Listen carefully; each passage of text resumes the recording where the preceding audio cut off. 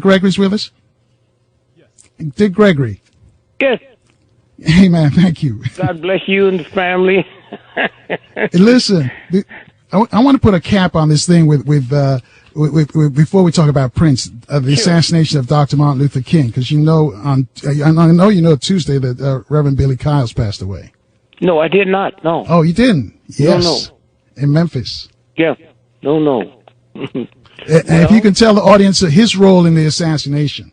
Well, if you could, if the people who have the type of equipment you need to Google, I'm going to tell you what happened, but you need to see this for yourself. I had never heard of Billy Kyles, okay? I knew he was going somewhere to dinner, but I didn't know it was at his house.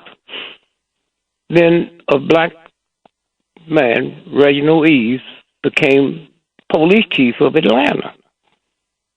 So Reginald called me and he said, man, I need to talk to you one day. And I said, well, I can fly in, today. We can meet today. And so he said, man, how can I tell you how much I love you and how much people love you and the information you have? But I just thought everything you were saying about King was wrong.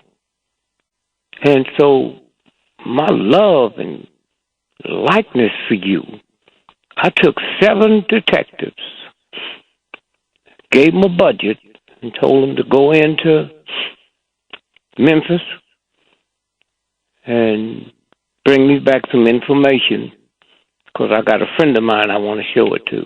And they did.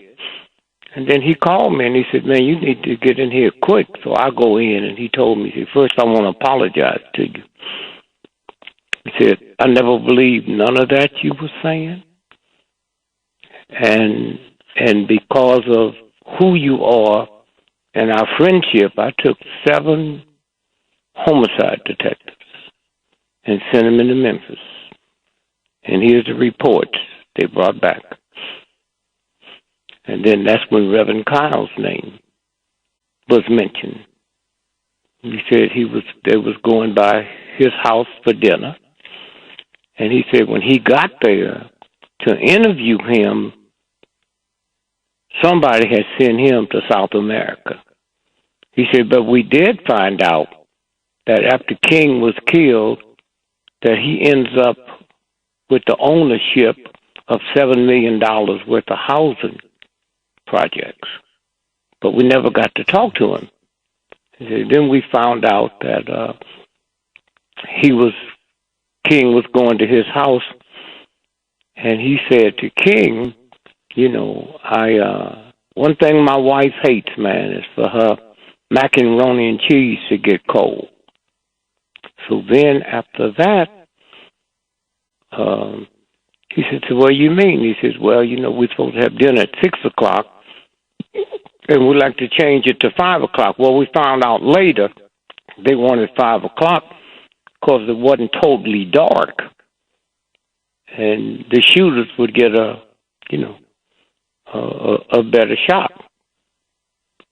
And so then he told me some other things, and then he said that he's going to hold a press conference and announce this. And then I noticed the next day he didn't have a press conference. And then right after that, he got indicted, the police chief. Okay. So now I'm looking, and this we knew the bullet didn't come from the top of the building. We knew the next day, for some reason, I don't know how the New York Times, as crooked as they are, said there was a tree that had been dug up that night, which means, Right. Hold that thought right there. We're using radio vision now, and thank you for being so descriptive. Folks, our guest is Dick Gregory. We're going to get to Prince in a moment, but a major story coming out with the death of Martin Luther King. A major player has passed away, so Greg's going to fill us in next for the traffic and weather on 1450 WOL, where information is power. Thanks for staying with us and our guest, social activist Gregory, and we're going to talk about Prince because a lot of inconsistencies in Prince's death, and Greg's going to get to that. But a major player in the assassination of Dr. King just passed away, and Greg's been pointing this particular figure out. His name is Reverend Billy Kyles. So, Greg, before we left for the traffic, you tell us about a tree. Was the tree at the Lorraine Motel? That was in the way that it came from the second floor. It would have been impossible. Now, the New York Times, the day after, which was April the 5th, the New York Times, gave the article, had an article about a tree was missing and how they'd gone in there and cleaned up the grounds and everything. This was the mayor and the trash department. So now to get back to, so I had no idea. I did know this. I went in and then interviewed people. Now, when the shot rang out, now first, this Lorraine Hotel wasn't nothing but a flop house. All this crap they talking about, there was nothing where you had a woman and stayed a certain amount of time, and because the law said that you can't rent a hotel room out for a few minutes. It had to be for 24 hours. So what they would do, that's long before the assassination, you would pay $10 for the room and $25 rental of the key. So knowing when you got ready to leave the room, you're going to turn the key in and get your $25 back so they know that room was available. And so that's all it was a flop house. And behind it, it was an old, trashy, white flop house. Behind that, same grounds. And so what happened is we went down and we interviewed different people. There was a cab driver named, we called him cab driver 56, name was Phillips. And he said he'd heard, he thought it was a car backfiring. So he got out of his cab. And he said when he got out of his cab, he see this white man, jumping over this little concrete fence. And so he said he came past him, and then he followed him. He went to the corner, and he turned left and got in a Memphis police car, squad car, and left. So we had this information. And then 2 days later, Phillips ends up dead. They said he was so depressed over King being killed because at the time he didn't know it was King, which he didn't. He didn't even know if it was a shot until he saw this white boy. He said so he was so depressed. Now, who's saying he's so depressed that he jumped off the bridge and committed suicide? Okay. Now we keep pressing and looking, not knowing nothing about Reverend Kyles. This happened years later. Now, what Reverend Kyles would do, every April the 4th, he would hold the remembrance of King on that day. And that was his hustle. And people would come in from all over. So he would also promote it. He would leave and go to places 100-mile radius. And his thing was he was the last person to be with King alive. It was three of them, Abernathy, Kyle, and King. They had dinner together in the room. And so he's the one that told the world that he picked up the pack of cigarettes that King had. Well, those was close to it, knew King would smoke every now and then, but he ain't never bought a pack. He just mooched them from people. So he said he has it. So then I didn't pay that much attention to it, but I realized that he was setting that up to sell it one day for big money. It's the last thing King had in his hand. He dropped it when he was shot. So now he was doing his regular hype on April the 4th, King's festivities. And so he was in he was in Jackson, Mississippi, where they had just elected the first black mayor. So James Orange, who was one of King's right-hand people, dedicated, and he was the Union connections. So they were there for a demonstration in Jackson, not pertaining to Reverend Kyle's holding a press conference on the balcony of City Hall. So he was there, and some kind of way he slipped, and he said, I was the last person to be with King. Now, Abernathy, the story goes, he came out on the balcony, but remember, he forgot to put his aftershave lotion on. So he left to go back to get that. So then he said it was two of us on the balcony, Martin and myself. He said, I walked away so they could have a good shot, and then the shot rang out. This is insignificant of where I'm going with this, because all at once I get the young lady that was traveling with the group that came down to demonstrate. I knew her well, so she called me.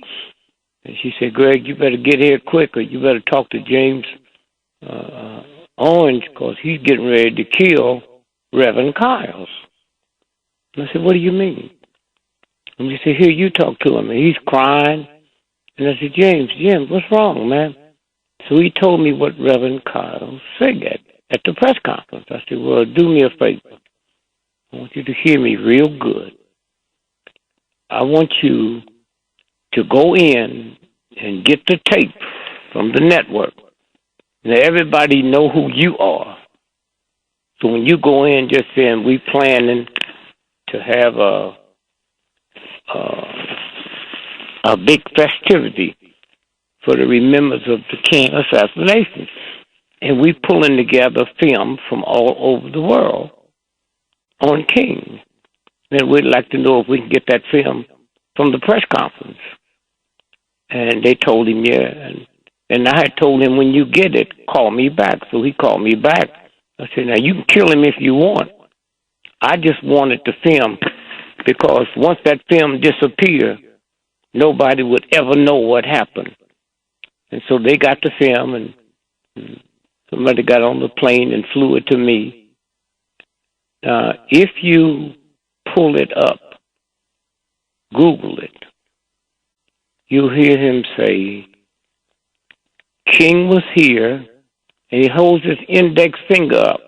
Then he holds the other and said, I was here. Said, I walked away so they could have a clear shot.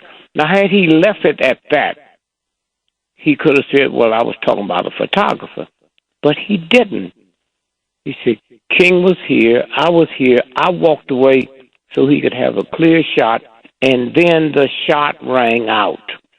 Okay. Well, then, we put it up on the internet, and it just went all over the world. I mean, the people were just stunned of listening to him, and then to know he's the one that King was going by his house for dinner. Now, if we fast forward for a minute, when the King family decided to have a wrongful death trial of the white guy, who low-level mob guy, but $100,000 was sent in by the mob in New Orleans. And he's the one that made the arrangement. So the King family, which was brilliant, they suing this guy, Giles, had a little cafe there at the Flop House for $1. $1. All they wanted to do was have it on the record coming out of a court And for the rest of the history of the planet, that would be documented. And so the trial started. And it's kind of interesting because I learned something I didn't know. Judge Brown, the black guy called? Right, Judge Joe Brown. Joe Brown.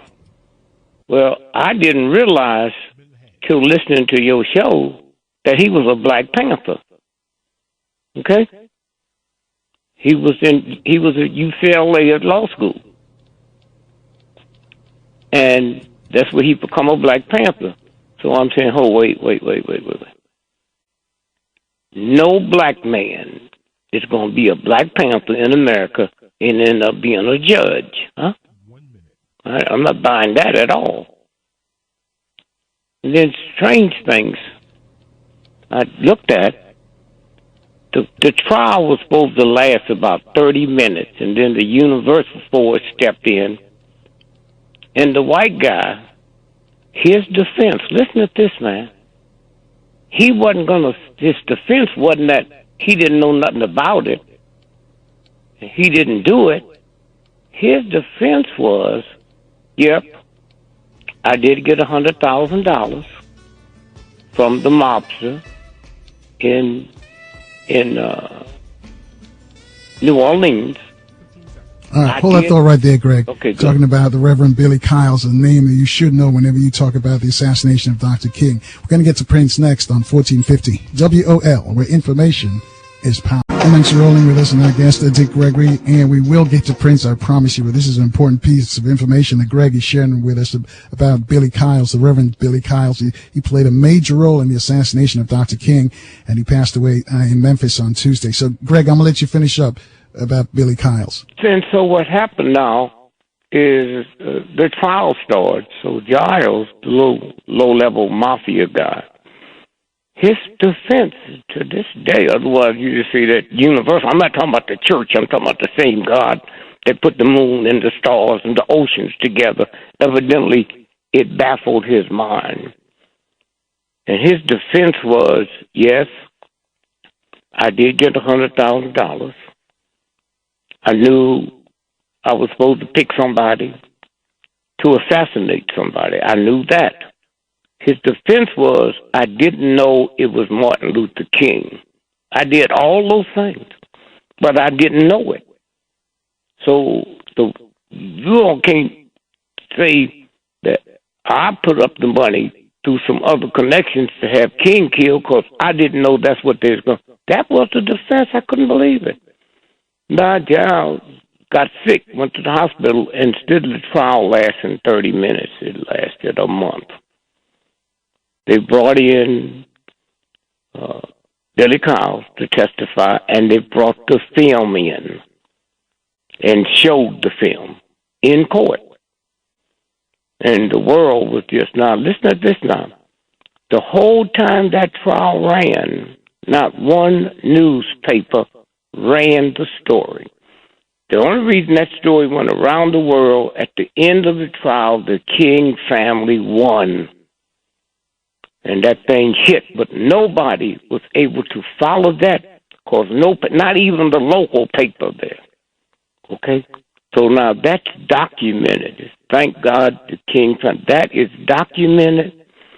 And just not the whole thing with Billy Kyles. You got the white boy testifying through his lawyer that he did pay $100,000 of mob money. Now that's government money funneled through the mob, and so that's how that went out, and it was just so incredible. Now let me just throw another piece in here. Lee Harvey Oswald, James L. Ray, he was caught at London Airport, Heathrow Airport, in September with a long winter coat on. Now, this is the city where you got to guard the Queen. So he's arrested. Now, that's how clever they are. He's arrested by Scotland Yard.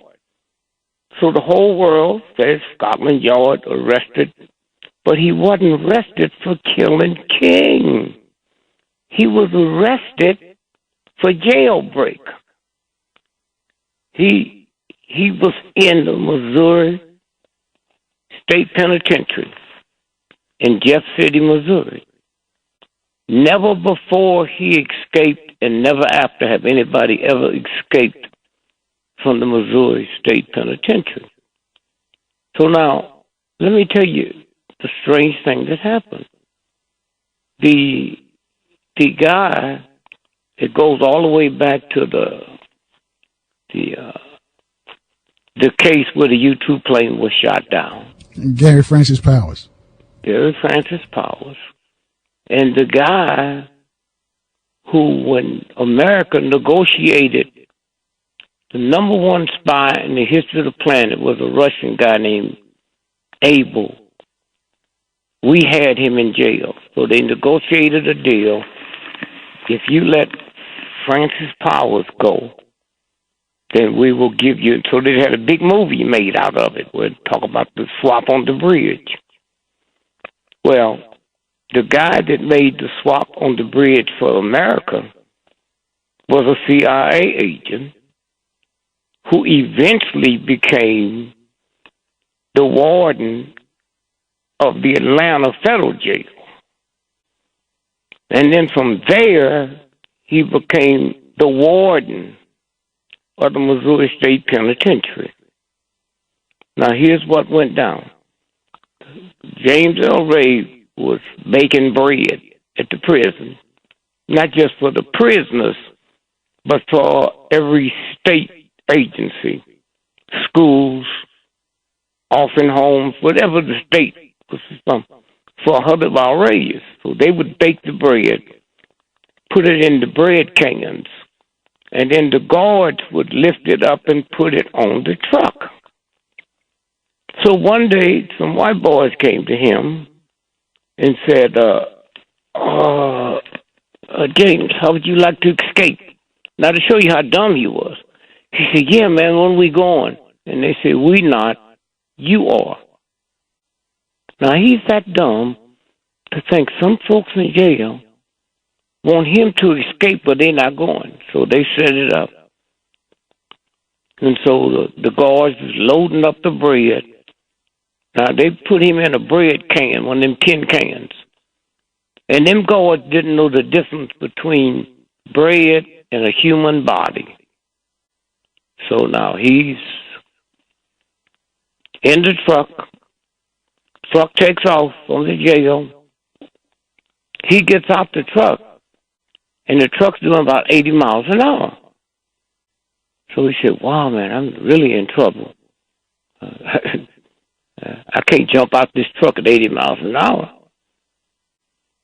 So all at once the truck pulled over and came off the road in a weeded area. And stopped. And he get off the truck and hide in the bushes until the truck leaves. So then he walks up to the highway, and what's the guy, the white boy that played in White Man Can't Jump? Woody Harrelson. Well, his daddy wasn't involved. His daddy was Raoul, one of the three tramps that was up on the viaduct shooting at President Kennedy. It was E. Howard Hunt, Frank Sturgis, and the code name for his daddy was Raoul. So he's walking down the highway, and here come Raoul driving. And he pulls over, hey, Dad, can I give you a lift? And he said, yep. So he gets in the car. And he says, what are you doing? He said, oh, nothing, just out here walking. He said, what kind of work you doing? He said, none, I'm looking for a job. He said, what kind of job you looking for? He said, anything, man. He said, well, I'm a gun runner, and we running guns from here to Canada and from Canada back here. Would you like to do that? And he said, sure. So now they set that up where he's running guns. Now, Raoul sets it up where he's going to run some guns from Memphis to Canada. Now, he don't know they setting him up to be blamed for the King assassination. And so now he picks up the guns in picks up the guns in Birmingham outside and brings them to Memphis where he's going to spend the night, and then the next day they're going to head to Canada. Well, a funny thing happened. He come downstairs and noticed his back tire had a slow leak in it. So he leaves to go to the filling station to get that fixed. Now, what the game was, King would be shot. Everything would stop. They would kill Oswald downstairs. Now, when they realized he wasn't there, they threw a beer can, left a beer can there with his thumbprint on it. They left a blanket there that he had, property of the Missouri State Penitentiary. And they left a portable radio that had his Missouri State Penitentiary serial number on it. That was there on the ground. And so now everybody is thinking, and call one day when y'all look at this again, look at two things. King is shot. He's laying on the balcony. There's 5 people up there pointing up. How did those Negroes know it wasn't going to be another shot? Huh? How you got the beloved King on the ground and none of you is over him saying, "Are you all right, champ?" Nobody's crying. 5 people pointing the wrong way. Okay? Now, a man runs out the bathroom. It had nothing to do with the shot. The shot come from the ground. Matter of fact, me and a couple of people on the radio show interviewed the boy's brother who was one of the shooters. This was years later. And so meanwhile, he runs past this woman, Grace Stevens, snaggletooth, no educated, can't read, can't write, white woman. Been living there. Greg, hold that thought right there, because we got to take another break. And we come back, we need to get the Prince.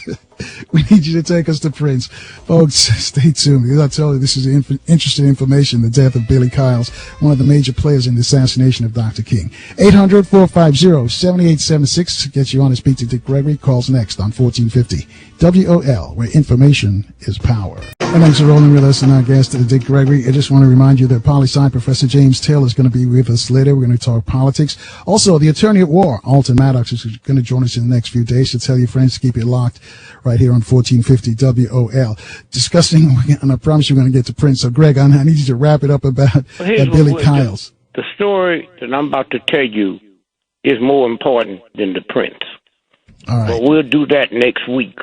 I'm going to tell you a story about an old snaggletooth white woman who couldn't read or write. And when they came in there, because they found out that Britain had only arrested him for jailbreak, and in order for them to bring him back for the assassination of King, this white woman had to be the one that says she saw him fire, and she didn't. Now, quickly, and we'll go into that later. So detectives came by with the FBI and told her husband, said, "Where's your new Cadillac?" She said, "What do you mean?" This common law guy. And when we checked the records, in 20 years, he had beat her up so bad, 19 times she had to go to the hospital with broken, fractured bones. This is this woman. And then when they told the husband that, his wife saw the guy that killed King and there's a reward out, for like $1 million, it'd probably go up to $10 million. He said, so he went up there to get her to tell him what they wanted. And she said it wasn't him, and he beat her up there with the cops downstairs. Now, to close this, and we'll go back to it later. When the detectives came by 2 days later with the FBI, and I'm sure the CIA, and said, Grace Stevenson, get your hat and coat. So she got it. And they drove her 40 miles away from Memphis to a mental hospital. Now, if you run the mental hospital, you're a doctor there, you would have no reason back then to believe that the FBI and homicide cops would lie on this white woman. And they said she has these hallucinations. She believes she witnessed the king killing, and she's suicidal. And they checked her in that hospital. 11 years later, me and Mark Lane and a group of people went by there to see if we could sneak her out. Y'all to hear this. I didn't go because I said to them white boys, I said, if you get caught, I'm going to be the one to get the electric chair. So when they came back and they said they walked down the walls, and we had everything. We had the blueprints. We had every brick in that place. When they slid down the wall and walked into her room and put that flashlight in her face, she thought it was them. And she said, I'm going to tell you now what I told you back then. That's not the man. And I want you black folks who think you so hip, who think you got so much going for you and think you going to heaven somewhere, think about this white woman. 11 years in a mental hospital and still said that wasn't him. Now, finally, they got the husband after they committed her to say he witnessed it. Then they told him how much money he was going to give, and they tell you how lucky the King family is. They never gave it to him, so he got a lawyer and filed suit. There's a suit tucked away in court where he said he lied, the cops want him to lie, and about the money they were supposed to give him. That's all. That's all. And so when y'all think y'all so hip and all you can produce is a damn football player or some athlete or some entertainer, here's a woman that under no circumstances you're looking at a redneck cracker woman, but something inside of her said, that's not the man. So y'all think about that with your little cute ass, okay? Yeah, and again, folks, whenever just do some investigation on Billy Kyle's and his connection to Dr. King's assassination. Greg, thank you for that story. Wow, it was really, really graphic. But let's get to Prince now, because a lot of people, we told you they were going to talk about Prince, and you see a lot of inconsistencies of what's being reported in his death. Well, first, let's look at what they told us. The news broke that Prince is dead. Not that he was sick, he was dead. And then they started putting all kind of stuff around it. First, he canceled the show, they said, in Atlanta. Then they said, well, he did 2 shows that night when he came back. And we all saw it, talking about on TV. He did 2 one-man shows. By himself, not another musician, just him. First show, then after that, did an 8 o'clock show. After the 8 o'clock, did another show. We saw, they showed the pictures of it. Now, the tabloid paper came out last night. It hit the stands tonight that Prince died from AIDS. They'll say, well, wait a minute. What we've been told about AIDS and HIV, that right before you die, you're so weak. So are you telling me that night, before they announced he was dead, he was in Atlanta? And they got pictures of him doing 2 shows. They talk about how good he looked and how strong he was. Now, He's on a plane flying back home. The plane makes a stop in Moline, Illinois, which is 40 miles from Chicago. So when you're in an airplane, 40 miles and 200 miles is the same. Why didn't they take that plane to Chicago where they had top hospitals and top doctors? And how did they know about that hospital? Huh? So now they land the plane, take him to the hospital. They let him go. They said, we don't have a private room. Now, two, if he's that sick, then why wasn't he traveling with somebody? How come we haven't heard who he was traveling with to the hospital? How come we haven't heard who came back home with him from the hospital? Now, let's look at this real good. The next day after we announced he's dead, and they announced that he had stopped at the hospital, how come there wasn't press people from all over the world in that little town trying to get an interview? Even if people didn't want to talk, they would be there. And how come somebody didn't go and make sure the hospital didn't give him the wrong medicine? When you think about malpractice, how come that never happened? Now, how come we don't know nothing about that hospital? We don't know if he was ever in there or not. Now, let's look at the plane. I called a friend of mine, and I said, what kind of information you got on the plane? I'd like to know the movements, and if I can't come there, I'll send somebody over to Europe to get it. Well, here's what happened. If you look at the plane, erratic, how fast it was making a dive, how fast. Well, why wouldn't somebody assume that it's terrorists? Why wouldn't somebody alert airports all over the world that something's happening, even if they didn't know? Let me tell you something, man. If a plane has to make an emergency stop, the newspapers have it the next day.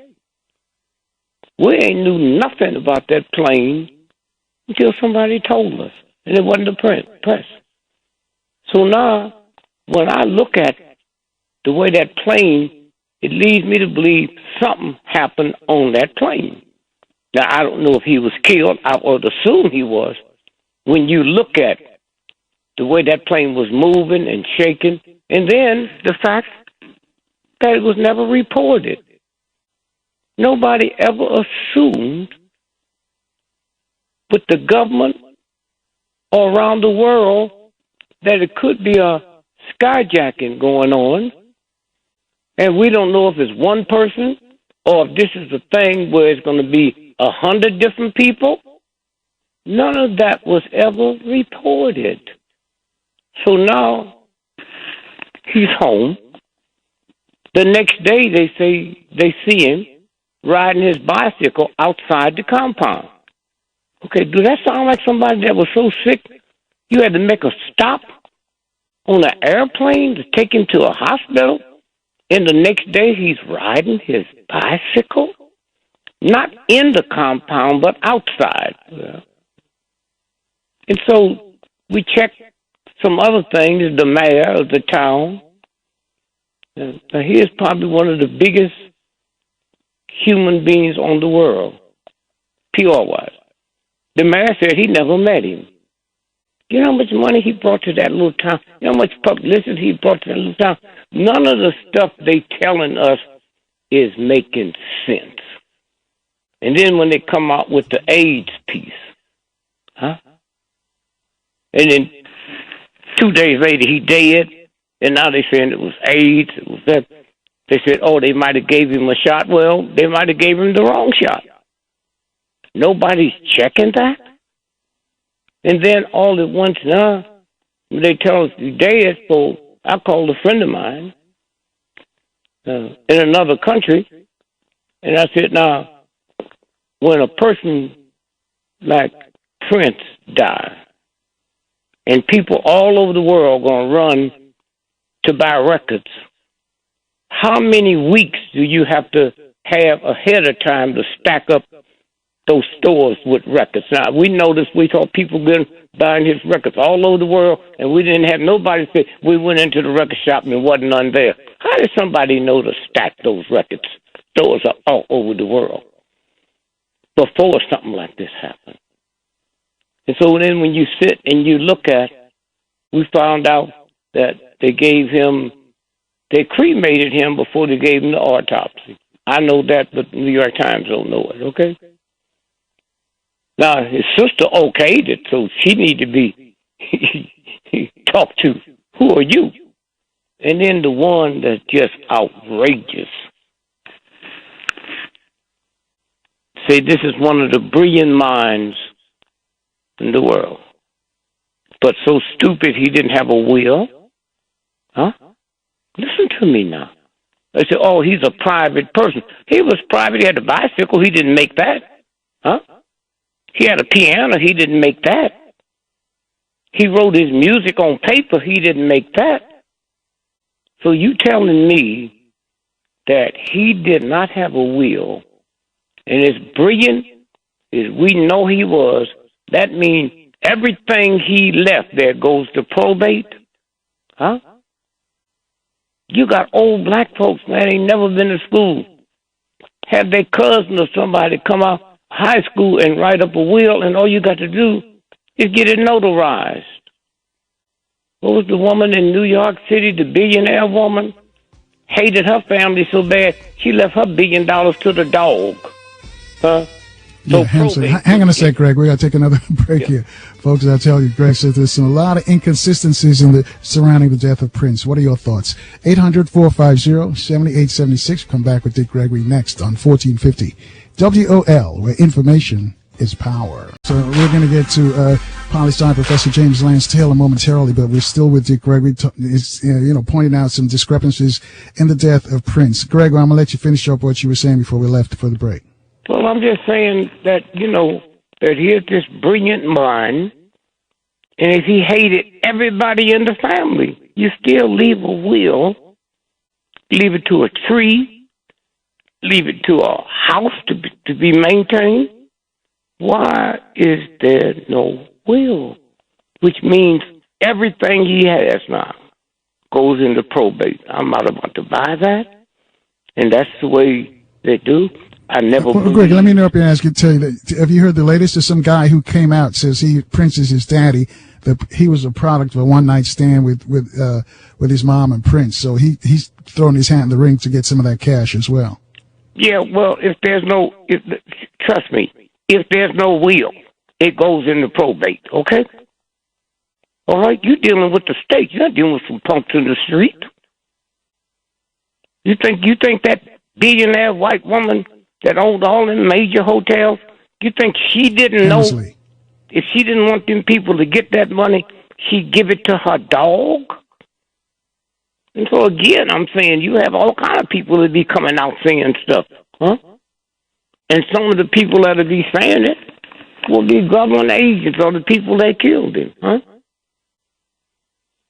But then we go back, that's when we need Sister Francis Wells, to talk about when you go into one of them major record companies and look that white boy in the face and you got a sign on your cheek talking about slave. Huh?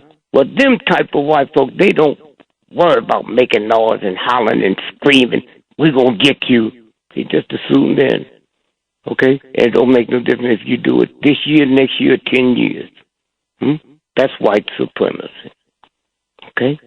That's what that's about. Wow. Hang on a sec. Terry in Columbus, Ohio, got a question for you. Yes. On line one. Terry, you got a question for Dick Gregory? Yes, I do. God bless you, Terry, you and the family. Yes, sir. God bless you, too. This is my third time talking to you. Every time you're on, I make sure to give you a call, and I make sure I'm also going to be in D.C. To see you at the rally. Yes, sir, at the church. Good. And okay. Also, I got a chance to see your nephew or a young man named Mark Gregory a couple nights ago here in Columbus, Ohio. He did a great job. Yeah, good comment. I didn't Yeah, I didn't know he was a relative of yours. So I Yes. definitely got a chance to check him out. I'm a huge Prince fan, and like I said last time, he performed on the night I was born. You know, so I've always loved him a lot. Right. Do you see any connection in his death and Michael's, in the sense of, you know, he just got his masters back from Warner Brothers a couple of years ago, and how Michael had to dispute with Sony and all that? Do you see any correlation? Well, if you go back to Clyde Davis, and you look at Clyde Davis, Michael, Prince, and Whitney Houston, Clyde Davis was involved with all of them.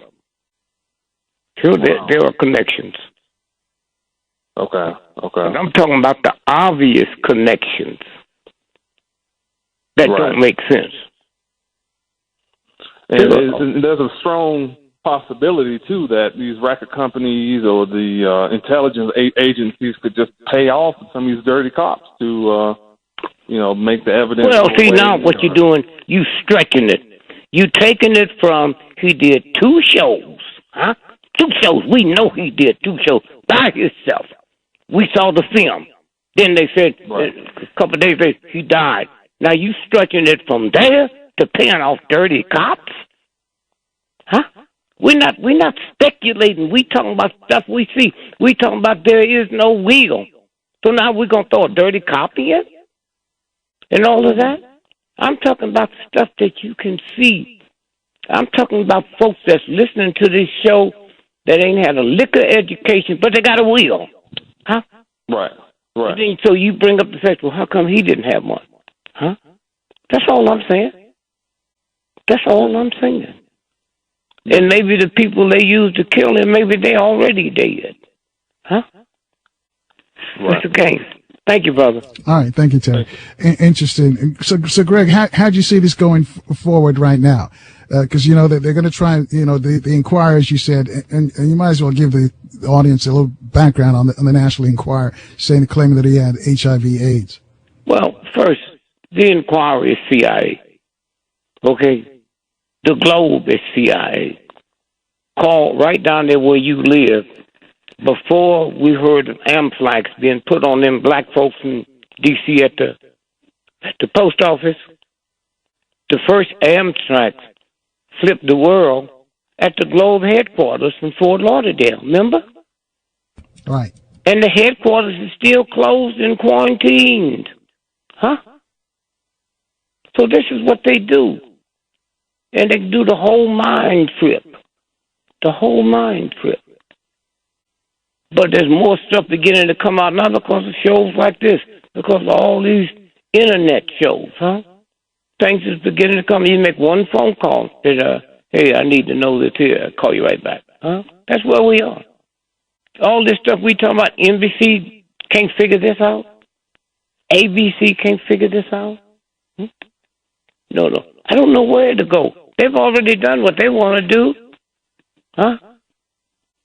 They've already done. He's dead, okay? No will. We got what we want. So y'all can sit and talk about it and blame anybody you want to blame for it. He's dead.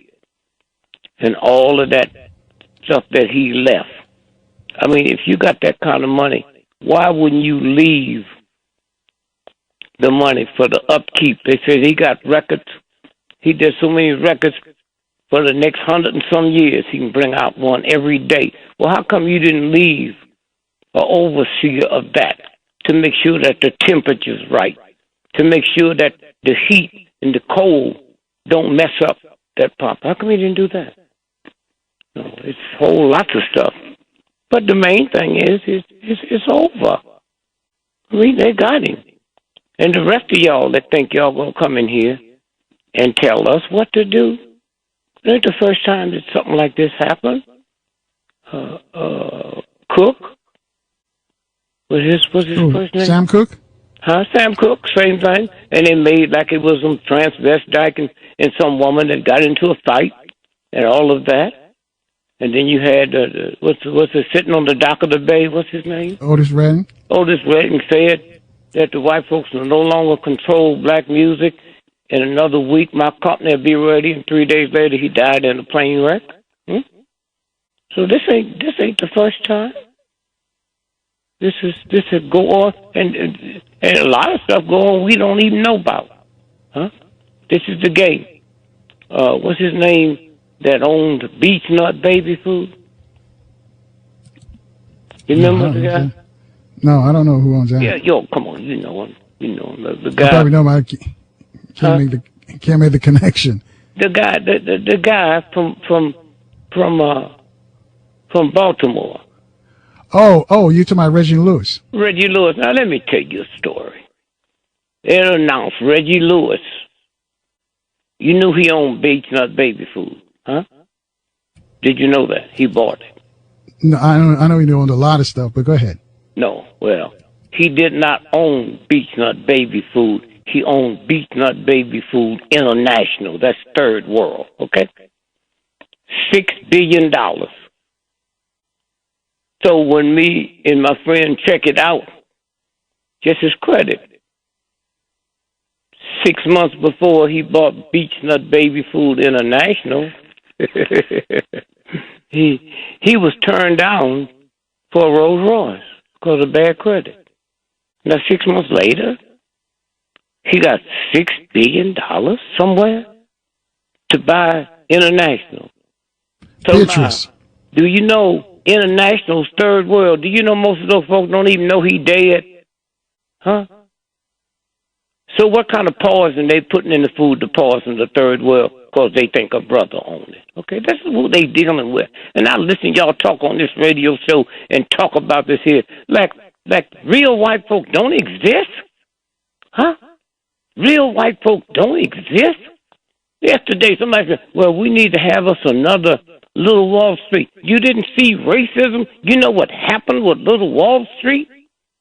So brother hooked up with Chinese, Native Americans, huh? And put this company together, and he alone was doing $100,000 a week, huh?